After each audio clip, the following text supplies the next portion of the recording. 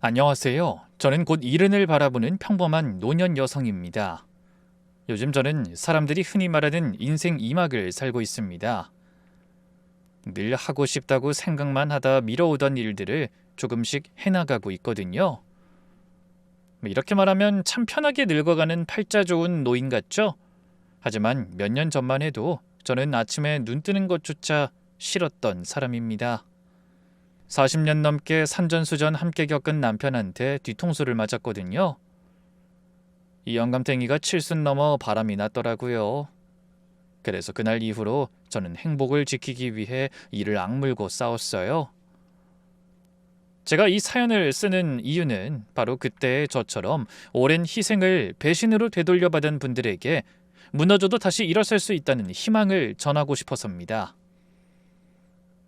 그럼 지금부터 제가 어떻게 위기에 대처해 싸웠는지, 어떻게 속 시원하게 분풀이했는지 그 기막힌 사연 털어놔 보겠습니다. 저는 가난한 농가의 장녀로 태어나 동생들 뒷바라지하느라 결혼이 조금 늦은 편이었어요. 그래서 30 넘으면 동네 창피하다고 서두르는 친정아버지 손에 이끌려 변변히 연애 한 번 못하고 결혼했죠. 이웃 어르신이 소개해준 사람을 딱 5번 만나고 식을 올렸거든요. 남편은 저보다 3살 위였는데 집안 형편이 저희 친정보다 못하면 못했지 좋진 않았어요. 그것 때문에 망설이자 맞선을 주선한 어르신이 이렇게 말씀하셨죠. 아유, 집은 가난해도 사람이 진국이라니까. 꾀부리지 않고 성실해. 나이도 있는데 괜히 튕기지 말고 연분 됐을 때 그냥 얼른 해. 그래서 이런 거 저런 거 따지지 못하고 그냥 떠밀리듯 결혼하게 됐네요. 그때는 20대 후반만 돼도 노처녀 취급받을 때였거든요. 그렇게 엉겁결에 결혼해서 제가 처음으로 맞닥뜨린 건 바로 빚이었습니다.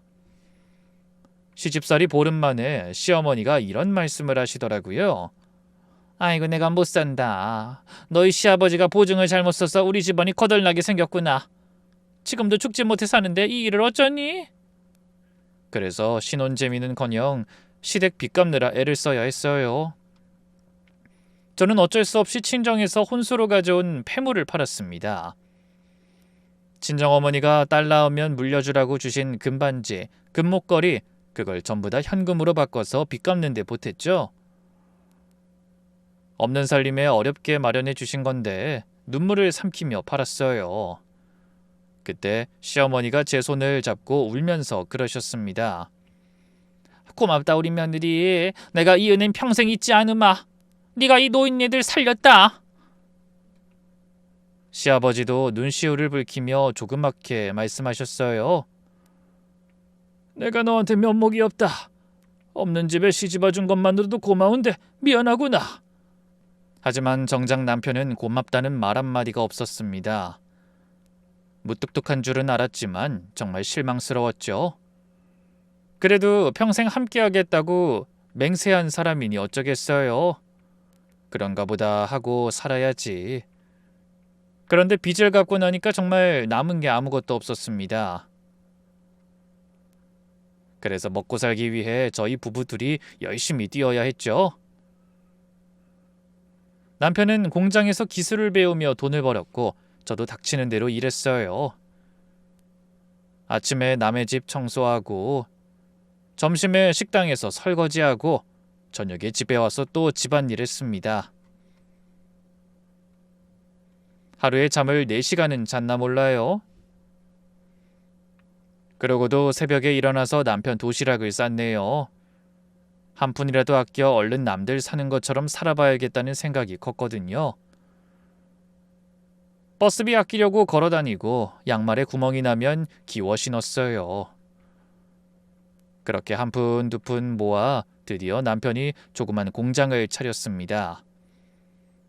기계 부품 만드는 공장이었어요.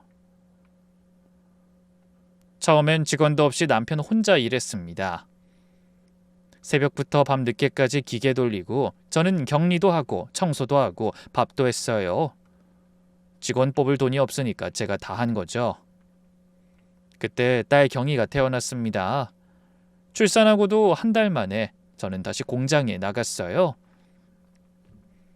딸을 시어머니한테 맡기면 분유값 들까봐 업고 나가서 일했죠. 기계 돌아가는 소리에 애가 울면 잠깐 젖물리고 다시 전표 정리했습니다. 그러던 어느 날 아이가 자꾸 보채길래 이마를 짚어보니 열이 심하게 났어요. 공장에서 일하다 말고 깜짝 놀라서 남편한테 달려갔네요. 여보, 경이가 열이 나. 병원 가봐야 할 것 같아. 애들 다 아프면서 크는 거지 호들갑은. 물수건에서 닦아줘. 아까부터 계속했는데 안 돼. 빨리 병원 가봐야 해.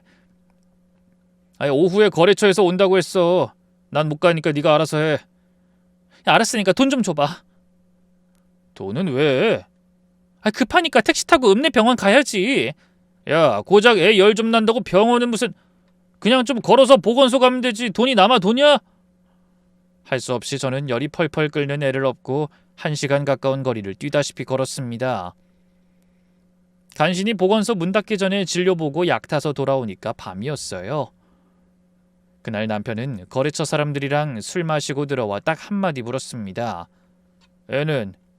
열감기래. 약 먹고 잠들었어. 그럴 줄 알았다. 고작 감기 가지고 난리는. 그게 끝이었어요.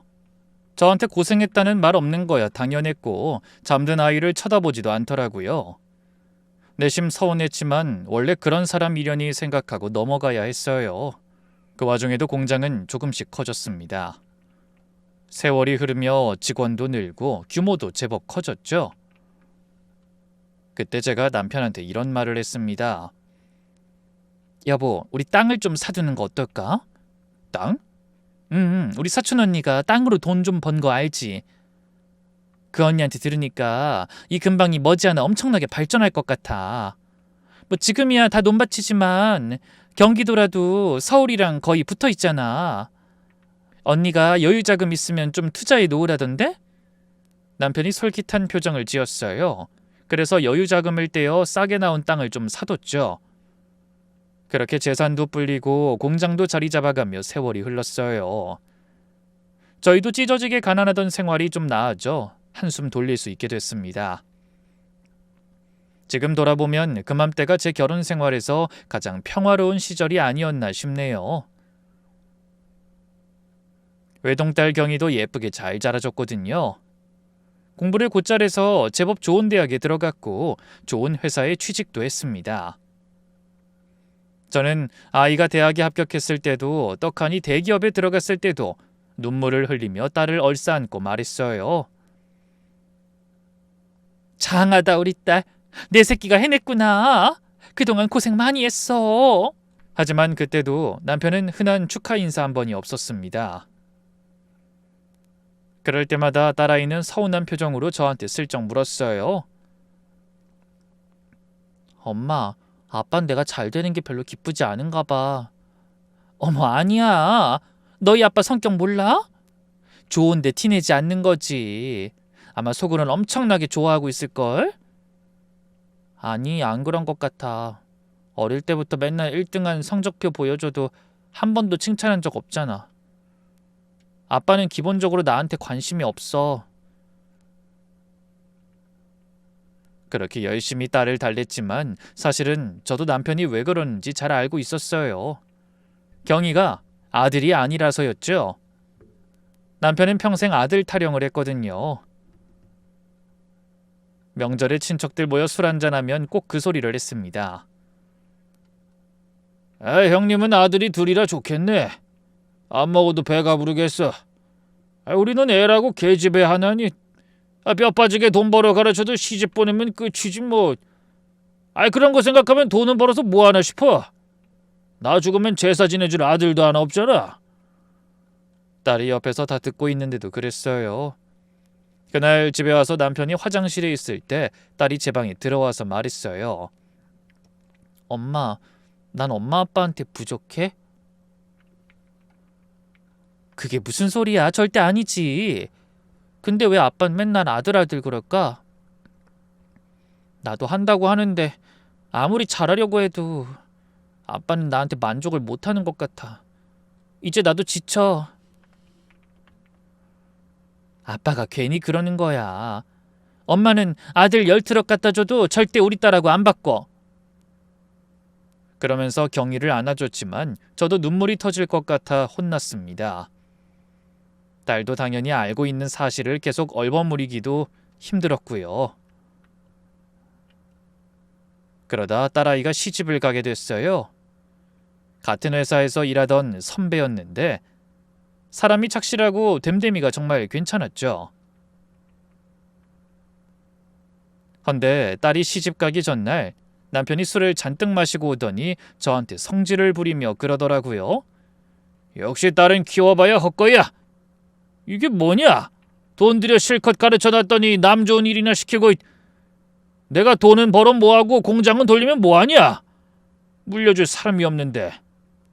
저는 설거지하던 손을 멈췄습니다. 경이 듣겠어. 내일이면 시집 가는 애 마지막까지 속상하게 할 거야. 들으면 어때서? 내가 뭐 없는 말 했어? 그러니까 아들 하나 더 낳았으면 좀 좋아. 저는 한숨을 쉬며 대답했죠. 그게 내 탓인가? 안 생기는 애를 어쩌라고. 그리고 난 우리 경이 하나면 만족해. 열아들 안 부럽게 공부 잘하고 착하잖아. 그럼 뭐하냐? 딸은 시집가면 남이야. 이제 남의 집 귀신 되는 거라고. 요즘이 어떤 세상인데 그런 소리를 해. 아들 가진 부모는 자동차 타고 딸 가진 부모는 비행기 탄다는 말도 못 들어봤어? 나중에 후회하지 말고 애한테 잘해줘. 그렇게 말하고 입을 다물었지만 딸과 함께 지내는 마지막 날까지 아들 타령하는 남편 때문에 너무 속이 상했습니다. 다행히 딸은 사위와 둘이 맞벌이하면서 알콩달콩 잘 살았어요. 귀여운 손주도 둘이나 낳았죠. 그리고 시간이 흘러 어느덧 남편이 일에서 손을 놓을 시기까지 왔습니다. 그동안 세상은 정말 많이 변했어요. 특히 제 사촌 언니가 알려준 대로 서울과 맞붙어 있던 우리 동네가 천지개벽 수준으로 변모했습니다. 허허벌판이던 곳에 대단지 아파트가 들어서고 논과 밭 대신 상가와 빌딩들이 질비하게 생겨났죠. 서울에서 연결되는 지하철도 개통했어요. 그 바람에 저희가 사던 땅도 값이 천정부지로 치솟았습니다. 그래서 땅을 팔아 예전에는 상상도 하지 못할 큰 돈을 손에 쥐게 됐고 그 돈으로 상가 건물을 사들였어요. 어차피 공장 일도 더는 못할 것 같으니 월세 받아 생활하기로 한 거죠. 공장은 원래 일하던 직원한테 넘기고 집도 공을 들여 으리으리하게 지었습니다. 그래서 저는 새 집에서 평화롭고 행복한 노년을 보낼 수 있을 거라고 철석같이 믿었어요. 그런 노후의 여유가 고단하던 젊은 시절의 보상이라고 생각했거든요. 그런데 긴 세월에 많은 게 달라졌지만 오직 하나 변하지 않는 게 있었어요. 바로 남편의 무뚝뚝함과 음식 타박이었죠. 도대체 살림을 얼마나 해야 음식 솜씨가 늘 거야? 이게 나물이냐? 소태지? 너 나이 먹었다고 게을러졌냐? 설거지 쌓아놓지 말고 바로바로 좀 해. 집만 삐까번쩍하게 지어놓으면 뭐해? 냄새가 진동하는데. 일을 안 하니 소파에 드러누워 종일 잔소리만 해댔어요. 제가 꿈꾸던 노년의 생활은 그런 게 아니었는데 정말 실망스러웠죠. 그래도 같이 늙어가는 사람이 있다는 건 감사했습니다. 비록 잔소리하더라도 혼자보단 같이 밥 먹을 수 있는 남편이 있는 게 좋았어요. 그래서 가끔 손주도 놀러 오고 친구들도 초대해 음식 대접하는 삶에 만족했습니다. 이제 제 여생은 그렇게 평화롭게 흘러가다 끝날 거라고 믿었네요. 하지만 사람 일 참 뜻대로 안 되는 것 같습니다. 남아도는 시간을 감당하지 못해 지루해하던 남편이 밖으로 돌기 시작한 건 새 집에 이사하고 반년쯤 후부터였어요. 한번 밖에 나갔다 하면 들어올 생각을 안 하고 저녁 때 들어와 잠만 자고 또 나갔어요. 전화도 잘 받지 않았죠. 그래도 저는 별 의심하지 않았습니다.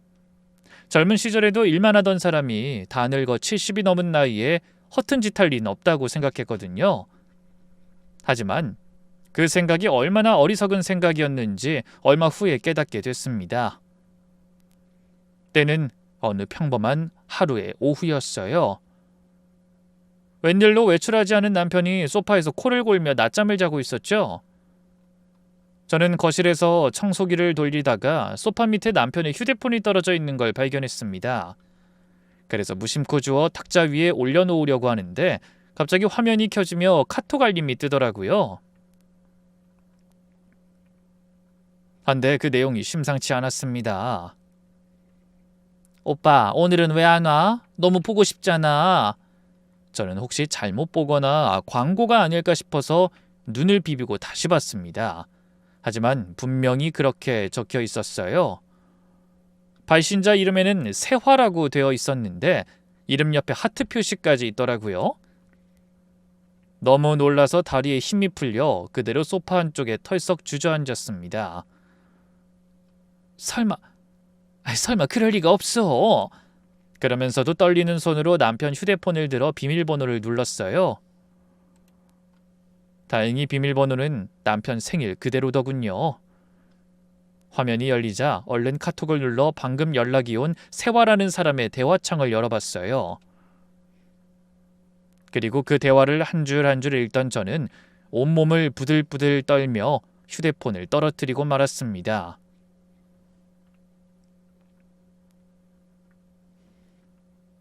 남편이 낯선 여자와 나눈 대화를 확인한 순간 제가 정성을 다 바친 40년 세월이 물거품이 되어 날아가는 기분이 들었거든요.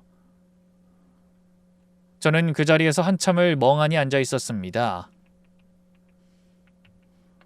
손이 떨려서 휴대폰을 다시 잡을 수가 없었어요. 심장이 너무 세게 뛰어서 숨쉬기조차 힘들었죠. 소파에서는 남편이 여전히 코를 골며 자고 있었어요. 꿈인가? 그래, 이건 꿈일 거야. 잠시 그런 생각을 했습니다. 하지만 손등을 꼬집어 보니 아팠어요. 꿈이 아니었죠. 그래서 정신을 차리려 노력하며 천천히 바닥에 떨어진 휴대폰을 다시 집어들었습니다. 떨리는 손으로 대화창을 처음부터 다시 읽어내려갔어요. 한 글자도 놓치지 않으려고 눈을 부릅뜨고 읽었네요. 대화 내용은 제가 상상했던 것보다 훨씬 충격적이었어요. 오빠, 오늘 점심 뭐 먹을까? 아니, 그냥 내가 해줄까? 그래, 난 우리 세화가 해주는 밥이 제일 맛있어.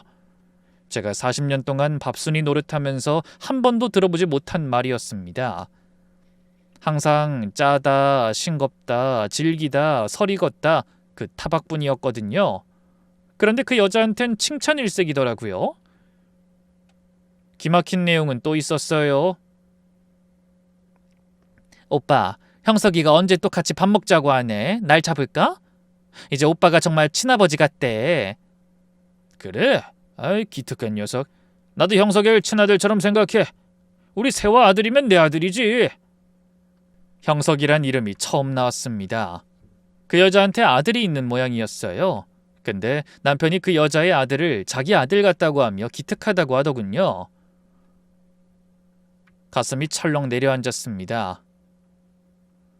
정작 자기 친딸한테는 평생 그런 말 한 번 해준 적이 없는 사람이 남의 아들은 잘도 칭찬하더군요. 딸이 대학에 합격하고 대기업 취직해도 한 번도 기특하다, 착하다 그런 말을 안 하던 사람이었는데 어이가 없더라고요. 하지만 그 정도는 다른 대화에 비하면 놀랄만한 것도 아니었어요. 오빠, 우리 언제까지 이렇게 숨어서 만나? 걱정하지 말고 조금만 기다려. 가능한 한 빨리 정리할게. 마누라 내쫓고 내 집에서 살자. 그 대화를 읽다 너무 기가 막혀 숨쉬는 것도 잊을 뻔했습니다. 뭐라고? 나를 내쫓는다고? 자기 부모 빚 갚아주고 살림 일으키고 자식 낳아주며 평생을 바친 나를 내쫓아? 저 여자랑 살고 싶어서? 순간적으로 눈앞이 캄캄해지며 손에서 휴대폰이 또 떨어졌습니다. 하지만 이번엔 주울 힘도 없었어요. 그렇게 제가 충격에 빠져 있을 때 남편은 여전히 코를 골며 자고 있었죠. 그 소리가 너무나 거슬렸습니다. 당장 깨워서 따지고 싶더라고요. 그 여자가 누구인지 말하라고 소리 지르고 싶었어요. 하지만 마음과는 다르게 몸은 마음대로 움직여지지 않았습니다. 머릿속도 하얘져서 무슨 말부터 해야 할지 모르겠더군요. 그래서 그냥 거실 바닥에 멍하니 앉아 있었습니다. 시간이 한참 지나 해가 기울어서 거실이 어두워질 때까지 그 자리에 얼어붙은 듯 앉아만 있었죠. 그때 남편이 잠에서 깨어났습니다. 어우, 잘 잤다. 그러더니 기지개를 켜며 일어나 저를 봤어요. 뭐야, 거기서 뭐하고 있어? 하지만 전 대답하지 않았습니다. 아이, 배고파. 저녁은? 그 말에 결국 제가 폭발하고 말았어요. 저녁? 지금 저녁이 문제야? 뭐? 다 늦은 밤에 밥이 문제가 아니면 뭐가 문제인데?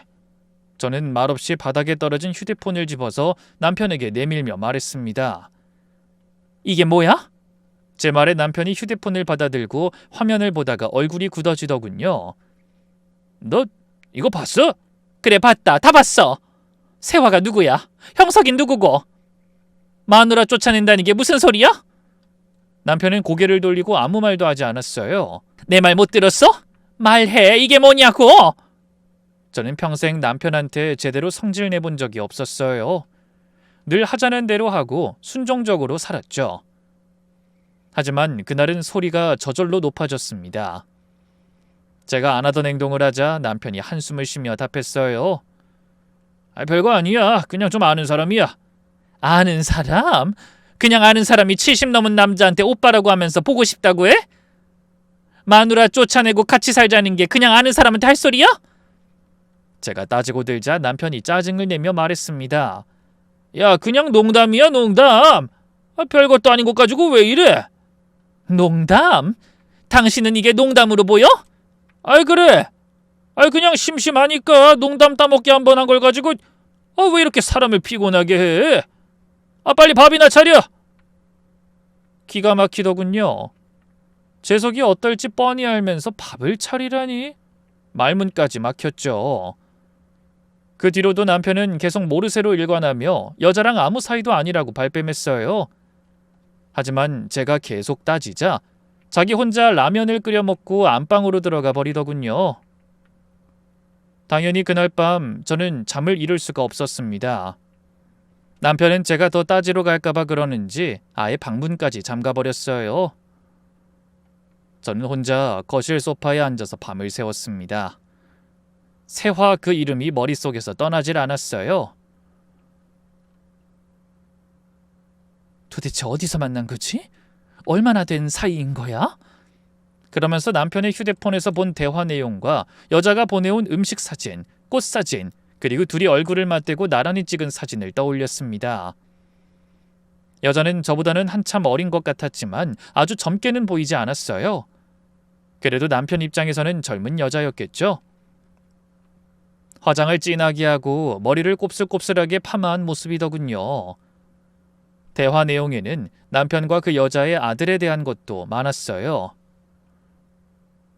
남편이 남자를 만나 사업에 대해 조언도 해주고 같이 술도 한잔한 것 같았죠. 자기 딸한테는 생전 살갑게 한번 웃어준 적도 없으면서 내연녀 아들한테는 그토록 잘하다니 눈물이 다 나더라고요. 이 배신감이라는 게 어떤 기분인지 전 그날 처음으로 알게 됐습니다. 다음 날 아침이 밝았어요. 저는 밤새 울어서 눈이 퉁퉁 부어 있었는데 남편은 방에서 나와 아무렇지도 않게 말했죠. 밥 줘! 그 한마디였습니다. 지난밤 일은 아무것도 아니라는 듯이 그냥 밥 달라고 했습니다. 하지만 저는 아무 대답도 하지 않았어요. 그러자 남편이 인상을 쓰며 또 묻더군요. 야, 밥 달라니까! 혹시 아직도 밥을 안 한 거야? 전 그런 남편을 노려보며 말했습니다. 세화가 해주는 밥이 제일 맛있다며. 거기 가서 먹어. 그 말에 남편의 얼굴이 굳어졌어요. 이것 봐라. 너 진짜 별것도 아닌 일 가지고 계속 이럴 거야? 뭐? 별것도 아닌 일? 바람 피운 게 별일이 아니면 도대체 뭐가 별건데? 바람은 무슨 그냥 농담 따먹기 나는 말동무라고 했잖아. 하! 그냥 말똥마한테 마누라 쫓아내고 같이 살자고 해? 결국 남편이 버럭 소리를 질렀습니다. 야, 내가 뭘 어쨌다고 그래? 우리 손 한 번 안 잡아본 깔끔한 사이야. 우리? 감히 내 앞에서 그딴 소리가 나와? 손을 잡았든 안 잡았든 마누라 내쫓고 살고 싶은 마음을 품은 게 문제지. 에이, 말이 안 통해. 그러더니 적반하장으로 화를 내던 남편이 갑자기 현관으로 가서 신발을 신으며 말했어요. 그깟 잘난 밥 좀 얻어먹으려다 별소리를 다 듣네. 야, 됐어. 맛도 없는 밥 먹어주는 걸 고맙게 생각해야지. 내가 어디 밥 먹을 데가 없을까봐. 그리고 곧 문이 쾅 닫혔습니다. 저는 텅 빈 거실에 혼자 남아 창밖으로 남편이 차를 타고 나가는 모습을 지켜봤어요. 그 여자한테 가는 게 분명했습니다. 내 40년 세월이 이렇게 허무하게 무너지는구나. 그런 생각에 저는 또 주저앉아 한참을 울었습니다. 그날 이후로 남편은 집에 거의 들어오지 않았어요. 가끔 들어와도 말 한마디 없이 방에 들어가 문을 잠갔죠. 밥도 같이 안 먹었습니다. 차려놔도 손도 안 대고 나가버렸어요. 40년 동안 타박만 들으면서도 꼬박꼬박 차려줬는데 이제는 그 정성도 아무 소용이 없게 되어버린 겁니다. 아무도 없는 밥상 앞에서 혼자 숟가락 들고 앉아 있으면 눈물이 났어요. 이게 뭐야? 내가 대체 뭘 잘못했길래 이런 취급을 받아야 하지? 그렇게 일주일쯤 지났을 때였습니다. 남편이 갑자기 들어오더니 거실에 앉으라고 하더라고요. 무슨 일인가 싶어서 마주 앉았죠. 우리 이혼하자. 순간적으로 저는 귀를 의심했습니다. 뭐라고? 뭘 해? 설마 지금 나한테 이혼하자는 거야? 아이, 그래. 똑바로 들었으면서 왜 여러 말을 하게 해? 남편은 너무나 당당하게 말했어요. 누가 보면 제가 불륜이라도 저지른 것처럼 자기가 먼저 이혼을 요구하더군요. 기가 차서 아무 말도 못하고 있으니 남편이 또 같은 말을 했어요. 우리 이제 정 떨어졌잖아. 난 이제 네 얼굴 보기도 싫어. 제발 남은 인생 각자 살자. 사람이 너무 어이가 없으니 웃음이 나더라고요. 정이 떨어져? 네가 딴 여자를 끼고 좋아 죽는데 당연히 우리 사이에 정이 붙겠니? 도대체 몇 살이나 먹은 여자야? 왜? 뭐 궁금해? 나랑 띠동갑이다. 됐냐? 뭐야? 이 미친 영감탱이가 그 나이 먹어서 창피하지도 않아? 그저 어리면 다 좋지. 마누라고 자식이고 눈에 보이지도 않을 만큼. 아이, 됐어. 그런 얘기 하자는 게 아니야. 어차피 말해봐야 넌 이해 못해. 남편이 손을 내저었어요. 깔끔하게 정리하자. 네가 나가든 내가 나가든. 내가 왜 나가? 이만큼 살게 된 게 누구 덕인데? 당신 부모 빚 갚은 것도 나고 공장일 도운 것도 나. 먼저 땅 사자고 한 것도 나야. 그래서 그게 다 누구 이름으로 되어 있는데? 남편이 입꼬리를 올리며 하는 말에 저는 할 말을 잃었습니다. 그 말이 맞았죠. 제 이름으로 된 건 아무것도 없었습니다. 집도 상가도 전부 남편 이름이었어요. 남편은 아주 기세등등하게 말하더군요. 등기부등본 한번 대봐라. 네 이름 석자 어디 있나? 밥이나 하고 빨래나 있지 네가 뭘 했다고 그래? 저는 분노로 온몸이 얼어붙는 것 같았어요. 제가 어떻게 살아왔는지 가장 가까이에서 보아온 사람의 입에서 그런 말이 나오다니 믿을 수가 없었습니다. 아무리 당신 이름으로 돼 있어도 기여도라는 게 있어. 법적으로도 엄연히 내 몫이 인정된다고. 그리고 무엇보다 난 절대로 이혼 안 해. 아니, 죽어도 못해. 그렇게 악을 쓰며 이혼을 거부했습니다. 그런 저를 향해 남편이 신경질적으로 외쳤죠. 왜? 어차피 같이 살아봐야 뭐해? 이제 서로 미움밖에 안 남았잖아. 바람 피워놓고 이혼까지 해달라고? 누구 좋으라고? 절대로 그렇게는 못하지. 야, 늙어서 괜한 일에 기운 빼지 말고 순순히 도장 찍어. 안 그럼 나도 방법이 있어. 방법? 무슨 방법? 그 말에 남편이 코웃음을 쳤습니다. 두고 보면 알아. 그러더니 방으로 들어가더군요. 무슨 말인지 모르겠지만 괜히 불안했습니다. 그래서 그날 밤도 뜬 눈으로 보냈어요. 오만 가지 생각이 들어 도저히 잠을 이룰 수가 없더라고요. 저 인간이 저렇게 당당한 이유가 뭐지? 뭐 믿는 구석이 있는 건가? 그러다 며칠 후 남편의 서재를 살펴보다 서랍장에서 이상한 서류를 한 장 발견했습니다. 남편이 의미심장하게 내뱉은 말이 뭔가 해서 이것저것 서류를 살펴본 거죠. 아니나 다를까 평소에 못 보던 서류를 발견하게 됐어요. 그 서류에는 분명 선명한 글자로 이렇게 적혀 있었습니다. 증여계약서. 그 글자를 보자마자 손이 떨려오더군요. 그래도 어떻게든 냉정함을 유지하려 노력하며 서류를 자세히 읽어내려갔어요. 남편이 박형석이라는 인물에게 상가 건물을 증여하겠다는 서류였죠. 이 사람이 누구지? 형석이라면 혹시 그 세화라는 여자의 아들? 저는 깜짝 놀라서 입을 틀어막았습니다. 도저히 믿기지 않았어요. 남편은 그냥 단순히 바람만 피운 게 아니라 내연녀의 아들에게 저희 부부의 전 재산이나 다름없는 건물을 증여해 준 거예요. 저는 현기증을 느끼며 의자에 풀썩 주저앉고 말았습니다. 이 인간이 미쳤구나. 어떻게 그 건물을 생판 남한테, 그것도 내연녀 아들한테 줄 수가 있어? 멀쩡히 우리 딸도 있는데. 제가 그 서류를 들고 부들부들 떨고 있는데 마침 현관문 열리는 소리가 들렸어요. 남편이 돌아온 것 같더군요. 저는 입술을 깨물며 서류를 들고 거실로 나갔습니다. 그리고 남편 앞에 서류를 집어던지며 소리쳤죠. 이게 뭐야? 설명해봐. 남편이 바닥에 떨어진 서류를 보더니 이내 표정이 굳어졌습니다. 너 휴대폰 훔쳐보는 것도 모자라서 이제 남의 물건도 뒤져? 묻는 말이나 대답해. 이게 뭐냐고. 보면 몰라. 증여 서류잖아. 근데 우리 건물을 왜 이 남자한테 넘겨? 이게 말이 돼? 이 남자 그 여자 아들 맞지? 남편이 뻔뻔한 얼굴로 대답했어요. 그래. 세화 아들이면 내 아들이나 마찬가지야. 근데 내 재산 좀 나눠주는 게 뭐가 이상해? 뭐야? 아들? 완전히 돌았구나. 그 남자가 왜 당신 아들이야? 멀쩡한 우리 딸 경이가 있는데. 남의 자식 아니라니까. 이제 내 아들이나 다름없어. 그럼 우리 경이는? 당신 친딸은 뭐가 되는 거야? 경이는 시집 갔잖아. 딸은 시집 가면 출가 외인이라는 거 몰라? 하!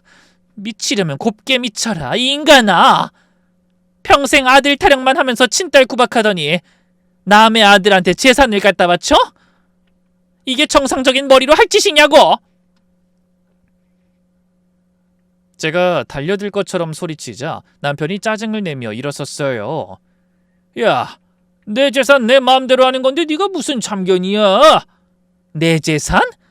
그게 왜 당신 재산이야? 내가 피땀 흘려서 같이 읽은 거잖아. 같이 읽었으면 뭐해? 네 이름 하나 없으니까 내가 마음대로 할 수 있는 거지. 그거 보면 몰라. 내가 그 건물을 팔아먹든 증여하든 넌 막을 수 있는 권리도 없는 거라고. 남편이 코웃음을 치더니 다시 밖으로 나가버렸습니다. 전 거실에 혼자 남아서 그 서류를 붙잡고 울었어요. 젊은 나이부터 흰머리가 성성할 때까지 피땀으로 일군 재산이 다 남의 손에 넘어갔는데 제가 어떻게 멀쩡할 수가 있었겠어요. 결국 저는 딸에게 전화를 걸었습니다. 도저히 저 혼자선 감당이 안 되는 일이었거든요. 경이야, 놀라지 말고 들어? 제 목소리가 어찌나 떨리는지 딸이 깜짝 놀라더군요. 엄마 무슨 일이야? 목소리가 왜 그래? 어디 아파? 경이야, 너희 아빠가 바람이 났어. 뭐? 아빠가? 에이 설마 엄마가 뭐 착각한 거 아니야? 아빠가 무뚝뚝하긴 했지만 여자 문제는 없었잖아. 젊을 때도 없던 일이 지금 그 나이에 생겼다고? 역시 딸도 믿기지 않는 모양이었어요. 경이야, 엄마가 아빠 휴대폰에서 주고받은 카톡도 다 봤어. 둘이 여행도 다녀온 것 같더라. 뭐? 그게 정말이야? 그래. 근데 그게 다가 아니야. 진짜 놀랄 일은 너희 아빠가 그 여자 아들한테 재산을 넘겼다는 거야. 글쎄 우리 건물을 증여해줬어. 뭐라고? 아니 엄마, 지금 무슨 소리라는 거야? 그 여자한테 아들이 하나 있는데 너희 아빠가 그 남자 아버지 노릇을 하겠다면서 재산까지 넘긴 거야. 그 말을 들은 딸은 한참을 아무 말도 하지 않았어요. 그러다 심각한 목소리로 말했죠. 엄마 잠깐만, 나 일 좀 정리하고 바로 갈게. 그래, 엄마 혼자선 도저히 어떻게 해야 할지 모르겠어. 그렇게 통화를 마치고 저는 또 울었습니다. 아무리 생각해도 믿기지 않는 일이었어요. 잠시 후 딸아이가 집으로 왔습니다. 저는 얼른 서류를 보여주고 카톡에서 본 대화 내용도 말해줬어요. 모든 진실을 마주한 딸의 얼굴이 하얗게 질리더군요. 정말이네? 진짜로 아빠가 이 남자한테 건물을 줬네? 경희가 주먹을 꽉 쥐는 바람에 서류가 구겨졌습니다. 그러더니 이내 눈에 눈물이 고였어요. 엄마, 아빠가 어떻게 이럴 수가 있어? 나한텐 평생을 다정하게 웃어주지도 않더니 그 여자 아들을 알면 얼마나 안다고. 정말 기가 막힌다. 경희야, 대학에 붙어도 대기업 들어가도 나한텐 그 흔한 잘했다라는 소리 한마디 없더니 남의 아들한텐 재산까지 줘? 이게 말이 돼? 저는 울먹이는 딸아이를 끌어안고 또 한참을 울었습니다. 그때 다시 현관문이 열렸어요. 그리고 남편이 집 안으로 들어섰는데 이번엔 혼자가 아니었습니다. 남편의 뒤로 내연녀가 분명한 여자가 따라 들어왔어요. 화장을 진하게 하고 머리를 파마한 여자. 사진에서 봤던 그 얼굴이 틀림없었죠. 헌데 그 여자 옆에 젊은 남자도 하나 서 있었어요. 아버지, 집이 참 좋네요. 그 남자가 아무렇지 않게 저희 남편에게 아버지라고 부르는 게 들렸습니다. 그 남자가 바로 저희 건물을 날름 받아먹은 내연녀의 아들이 분명했어요. 저는 소파에서 벌떡 일어나 소리쳤습니다. 이게 뭐야? 왜 이 사람들을 우리 집에 끌고 왔어? 그 말에 남편이 태연하게 웃으며 말했죠. 인사해. 앞으로 이 집에서 나랑 같이 살 우리 가족이야. 세화랑 형석이. 뭐라고? 당신 지금 뭐라고 했어? 아이 들었잖아. 너랑 이혼하고 나면 이 사람들이 여기 들어와서 살 거야. 너만 나가면 돼. 저는 온몸에 피가 다 빠져나가는 것처럼 정신이 아득해왔어요. 제가 방금 무슨 말을 들었는지 믿을 수가 없더라고요. 그때 딸아이가 소리쳤습니다. 이게 무슨 말도 안 되는 짓이에요? 남의 남자 꼬여낸 것도 모자라 아들까지 앞세워 재산을 빼서? 그래놓고 여기가 어디라고 나타나? 당장 나가지 못해요? 우리 집에서 당장 나가라고! 그런 제 딸에게 남편의 내연녀가 눈을 동그랗게 뜨며 말했어요. 어머, 초면에 말이 심하네. 꼬여내다니. 난 그냥 외로우신 분 곁에서 말동무 해드린 것뿐이라고. 그 말에 딸이 이를 갈며 소리쳤어요. 말동무? 말동무가 재산까지 받아? 그러자 내연녀의 아들도 끼어들었죠. 제대로 말을 못 들었나 봐. 아버지가 주신 거라고 했잖아. 경희도 지지 않고 소리쳤어요. 어디 감히 내 앞에서 그런 소리를 짓거려? 아버지라니. 닥치고 당장 나가지 못해? 그런데 그 순간 남편이 딸을 노려보며 입을 열었죠. 경희 넌 빠져. 어디 어른들 일에 끼어들어. 아빠 도대체 왜 이러는 거야? 엄마 40년 고생시켜놓고 이제 와서 재산은 내연녀 가족한테 다 주고 내쫓으려고? 하지만 남편은 조금도 흔들림이 없더니 오히려 버럭 소리를 질렀습니다. 넌 시집 갔으니 이제 우리 집 일에 낄 자격이 없어. 가서 네 자식들이나 잘 키워. 그 모습을 지켜보던 저는 결국 눈앞이 캄캄해져서 주저앉고 말았어요. 정말 세상이 무너지는 것 같았습니다. 제가 피와 땀으로 일군 집에 남편의 내연녀와 그 아들이 들어와 버젓이 주인 행세를 하려 하고 있었어요. 제가 무너지는 모습을 본 딸이 목소리를 높여 또 소리쳤습니다. 내 얘기 못 들었어? 당장 우리 집에서 나가라고. 나가! 그때 남편의 내연녀가 딸과 저를 비웃듯 입꼬리를 올리며 말했어요. 아가씨 목소리 좀 낮춰요. 동네 사람들 다 듣겠네. 이제 여기가 곧 우리 집이 될 텐데 이미지 이렇게 망쳐놓으면 어떡해. 뭐라고? 아니, 오빠가 이혼만 하면 우리가 여기서 살 거라니까. 아가씨야말로 못 들었어? 내연녀의 아들도 끼어들어 거들었죠. 엄마 괜히 싸우지 마. 어차피 정해진 거잖아. 남편은 한숨을 쉬며 이 모든 상황을 지켜보다가 저를 향해 눈을 부라리면서 말했어요. 이것 봐. 네가 버티니까 자꾸 일만 복잡해지잖아. 네가 무슨 수를 써도 난 너랑 안 살아. 그러니까 순순히 이혼 도장 찍고 나가. 남편이 저를 향해 막말을 퍼붓자 그 내연녀가 흐뭇한 표정으로 바라보다 제 남편의 팔을 붙잡으며 말했습니다. 오빠 우리 그만 가. 오빠 마누라한테도 진정할 시간은 줘야지. 저러다 나이도 많은 사람이 기절이라도 할까봐 무섭네. 우리 재혼 앞두고 송장 치를 일 생기면 안 되잖아. 그럴까? 집 구경은 다 했지. 집 어떻게 꾸밀지 잘 생각해놔. 남편은 제 앞에서는 한 번도 보인 적 없는 다정한 말투로 여자와 대화를 나누더니 다시 저를 노려보며 으름장을 놓았어요. 딱 보름 준다. 그 안에 이혼 서류에 도장 찍고 연락해. 안 그럼 강제로 끌어내는 수가 있어. 날짜 꼭 지켜라. 그러더니 자기 내연녀와 그 아들을 데리고 의기양양하게 문을 열고 나갔습니다. 저는 거실 바닥에 주저앉은 채 하염없이 눈물만 흘렸어요. 딸이 그런 저를 안아주며 이렇게 말했죠. 엄마 울지 마. 이 집에 대한 권리는 엄마한테도 있잖아. 그리고 아빠가 줘버린 그 건물도 분명히 되찾을 방법이 있을 거야. 나만 믿어. 하지만 저는 절망적인 상황에 정신을 차리지 못했어요. 방법이 어디 있어. 이제 다 끝났어. 너희 아빠라는 인간이 여자한테 눈이 돌아서 우리가 평생 마련한 재산을 다 날린 거야. 아니야. 아직 끝난 거 아니라니까.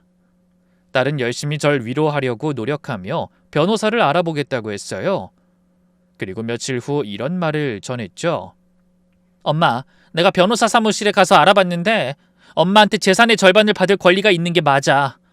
그리고 아빠가 증여해버린 그 건물도 되찾을 수 있을지 몰라. 이혼을 결심하고 재산을 빼돌리면 재산 은닉으로 보일 수 있어서 오히려 더 불리한 조건이 될 수도 있다던데?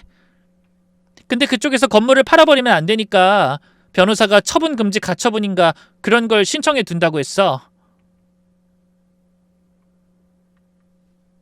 그런 딸의 말에 제가 반색하며 눈물을 글썽였어요. 그게 정말이야? 고마워 경이야. 네가 없었으면 엄마는 어떻게 됐을지 몰라. 고맙긴 당연히 해야 할 일이지. 걱정하지 마. 나 절대 엄마 혼자 안 둬. 근데 엄마. 딸은 무슨 말인가를 하려다 말았어요. 저는 걱정스러운 마음이 들어 얼른 물었습니다. 왜? 뭐 또 안 좋은 소식이 있는 거야? 아니 그런 건 아니고 내가 좀 이상한 소리를 들었거든? 무슨 이상한 소리? 요즘 아빠가 그 여자랑 이 동네를 들쑤시고 다니니까 사람들이 다들 수근거리는 것 같더라고. 근데 아까 오다가 슈퍼를 지나는데 내가 이 집 딸인지 모르고 아주머니들이 막 떠드는 거야. 안 그래도 온 동네 너희 아빠 바람났다고 소문난 것 같더라. 아우 창피해서 정말. 그냥 그런 단순한 얘기가 아니라 엄마, 그 세화라는 여자가 저기 옆 동네에서 부동산 하던 여자라는 거 알았어? 우리 건물 있는 동네 말이야. 그 여자가 부동산을 했다고? 응. 아빠랑 알게 된 것도 건물 임대 놓느라고 부동산 들락거리다 그렇게 된 거래. 사람들이 아빠가 그 부동산 드나드는 걸 봤나 봐. 근데 오늘 들으니까 글쎄 그 여자한텐 아들이 없다는 거야. 뭐? 그게 무슨 소리야? 아들이 없다니? 젊어서 이혼하고 내내 혼자 살았는데 그 전에 이혼한 이유가 애를 못 낳아서였다던데? 그게 정말이야? 아니 그럼 이게 어떻게 된 거야? 분명히 너희 아빠가 그 여자 아들한테 건물을 증여했는데 나도 잘 모르겠어. 근데 뭔가 찜찜하지 않아? 뭔가 느낌이 싸하긴 했습니다. 그때 한참을 생각하던 딸이 말했어요. 엄마 안 되겠어. 우리 사람 쓰자. 내가 탐정한테 그 여자 뒤 좀 캐보라고 할게. 탐정? 응, 예전에 흥신소라고 하던 곳 있잖아. 그 인간들 분명히 뭔가 숨기고 있는 게 틀림없어. 그래서 딸은 탐정사무소라는 곳에 의뢰해 내연녀와 그 아들에 대해 알아봐 달라고 했습니다. 그리고 정확히 2주 후에 연락이 왔어요. 저는 딸의 손을 잡고 탐정사무소에 직접 가서 조사 결과를 들었죠. 조사 끝났습니다. 결과부터 말씀드리자면 예상했던 대로입니다. 그러면서 서류 봉투를 내밀었습니다. 딸은 고개를 갸웃거리며 되물었어요. 예상대로요? 네, 박형석은 강세화 씨의 아들이 아니었습니다. 저는 화들짝 놀라서 저도 모르게 목소리를 높였어요. 뭐라고요? 그 남자가 아들이 아니라고요? 네, 그 두 사람은 5년 전부터 동거 중인 사실혼 관계 연인입니다. 저는 눈이 휘둥그레졌습니다. 연인이요? 거기다 동거? 탐정은 고개를 끄덕이며 사진을 몇 장 꺼냈어요. 남편의 내연녀와 그 아들이라고 했던 남자가 다정하게 손을 잡고 모텔에서 걸어 나오는 사진이었습니다. 또 다른 사진엔 남자가 여자의 허리에 손을 두르고 입 맞추는 장면도 있었어요. 도저히 모자 관계라고는 생각할 수 없는 모습이었죠. 제가 기절할 듯이 놀라자 탐정이 몇 마디 덧붙이더군요. 최근엔 남편분을 의식해서 그러는지 박형석이 강세화의 집에서 잠시 나와서 생활하는 것 같더라고요. 그래서 두 사람이 모텔을 자주 들락거리더군요. 나이 차이가 20살도 더 나는데 저희도 참 놀랐습니다. 저는 탐정이 내놨던 주스를 벌컥벌컥 들이켠 뒤 말했어요. 아니 그럼 그 여자가 자기 애인을 아들로 둔갑시켜서 내 남편을 속였다는 말이네요? 왜 그런 짓을 했을까요? 아마 돈 때문에 그랬겠죠. 그렇게 모자 행세해서 남편분한테 아들 노릇하겠다고 접근해 건물도 받았잖아요. 알아보니까 최근에 강세화의 부동산이 잘 안 된 모양이더라고요. 저는 주먹을 꼭 쥐었어요. 분노가 치밀어 당장 그 두 인간의 멱살이라도 잡고 싶었습니다. 그런데 한편으론 통쾌하기도 했어요. 잡았다 이것들. 너희 이제 다 끝났어. 탐정사무소에서 나오는 길에 저는 딸의 손을 꼭 잡고 바로 경찰서로 향했습니다. 그리고 남편의 내연녀와 그 아들로 속인 애인을 사기죄로 고소했어요. 그런 다음 집에 돌아와 남편한테 전화했습니다. 나야, 이혼 서류에 도장 찍고 내일 이사 나갈 테니까 그렇게 하라. 그 말에 남편의 목소리가 대번에 밝아졌어요. 그래? 잘 생각했어. 내가 아무리 보름 준다고 했다고 이렇게 시간을 꽉 채우냐? 이번에도 이혼 안 한다고 버티면 진짜 끌어낼 작정이었다고. 혹시 그 인간도 같이 올 거야? 당연하지. 안 그래도 침대랑 가구 몇 개 다시 드려야 해서 치수제해야 하는데 못하고 있었단 말이야. 새 사람 들어오는데 너랑 쓰던 침대 그대로 쓸 순 없잖아.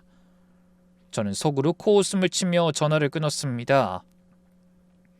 이 멍청한 인간아. 네가 평생을 바쳐 마련한 건물을 증여해 준 건 그 여자 아들이 아니라 애인이라고.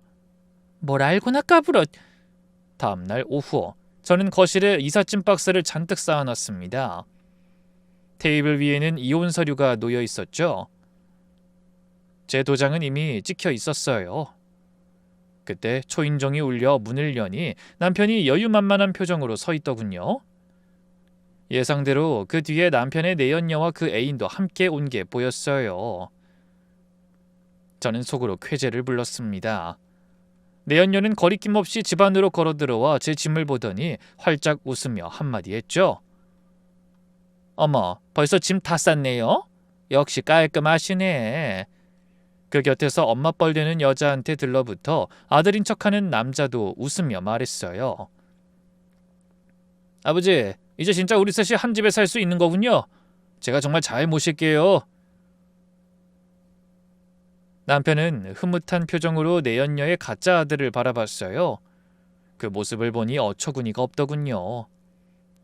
만약 제가 아무것도 모르고 그냥 이혼해주고 나갔다면 남편은 모자인 척하는 연인들에게 실컷 조롱당하며 한 집에 살았을지도 모를 일이잖아요.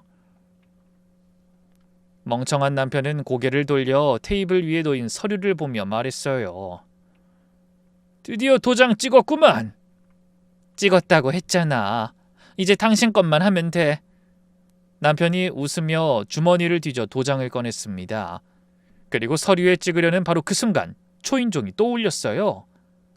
남편은 고개를 들더니 눈살을 찌푸리며 말했습니다. 아니 누구지?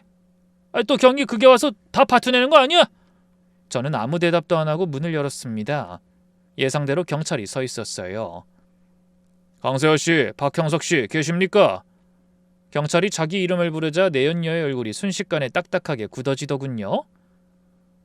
왜 그러시죠? 사기 혐의로 신고가 들어왔습니다. 서로 같이 가셔야겠습니다. 그런 경찰을 향해 내연녀의 애인이 버럭 소리쳤습니다. 무슨 사기? 우리가 뭘 어쨌는데?